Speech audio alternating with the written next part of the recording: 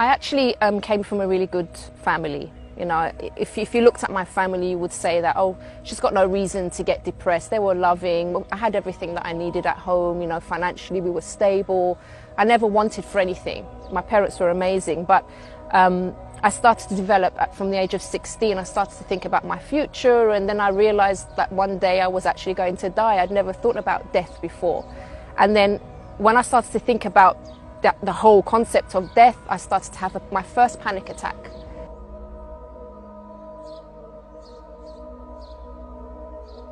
It started in my stomach, and then I started shaking and then screaming. It was horrible. I felt like I was going to die.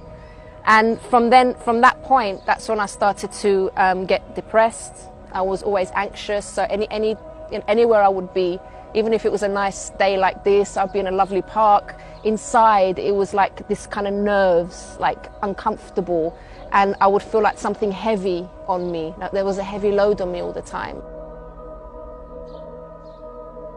I didn't feel like I could speak to anyone because I really felt I was the only one that felt this way.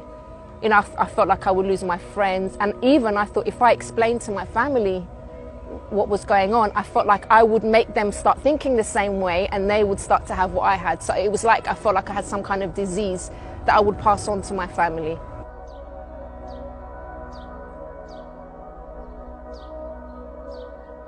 When I did eventually tell my parents, I started to make them suffer because they didn't know what to do with me. They didn't know how to help me. So one day I asked the counsellor, what do I do about this? And he said to me, I'm not here to tell you what to do, I'm just here to listen to you. And for me it was like, I don't need to talk about it anymore, I need help. What do I do to get rid of these feelings? How can my life change? And in the end, because I saw that it wasn't helping me, I ended up lying to the counsellor and to my parents and said, oh, everything's okay now, just so I could come off the list. Things got worse from there.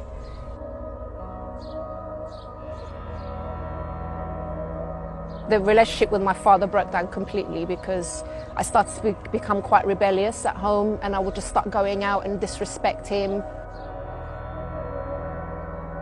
I didn't even think to do any research or anything, because I'd been to the doctor hadn't helped me, and actually my dad had also first of all taken me to the Greek Orthodox Church to speak to the priest.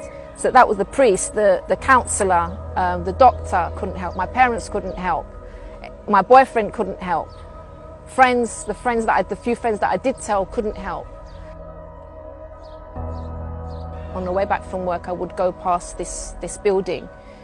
And I would be on the bus and I would see lots of people inside, and it was packed. It was always packed. I remember the windows steamed up because there were so many people in there.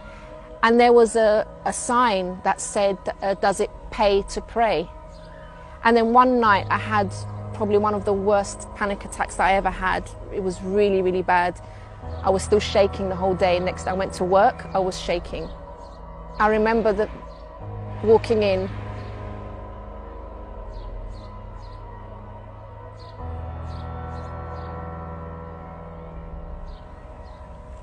I walked in, it's like, as soon as I pushed the door open, it's like the shaking stopped. I felt like I had walked somewhere familiar, though it was the very first time that I'd walked in to this place, but it felt safe, it felt familiar, it felt like home.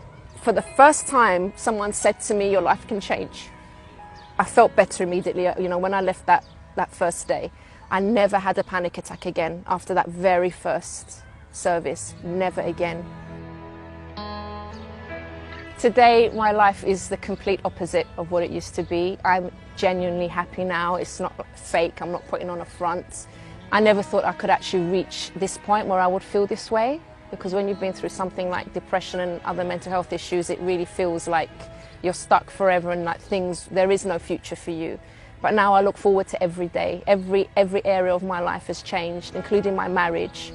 because now, you know, we get on so well, we laugh so much, we're always joking around, messing around, we act like teenagers. We're in our 40s, but we act like teenagers today.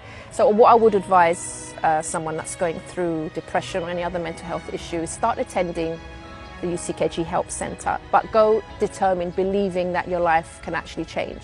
And stick with it, persevere, because, you know, your life's not going to change completely overnight. You will see a difference immediately, I believe, but you need to, it's something that you have to persevere, you have to keep going with.